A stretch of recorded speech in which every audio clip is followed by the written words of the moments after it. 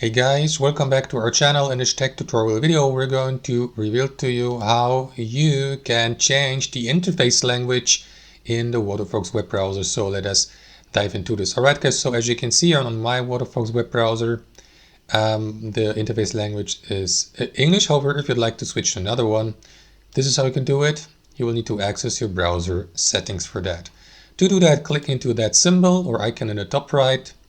Navigate to settings, and here guys, navigate to the general tab, and here you will need to scroll down till you get to the language settings here, and simply click into the drop down menu and select one of these supported languages. So let me go with Italian, and there you go. You don't even need to restart the Waterfox web browser.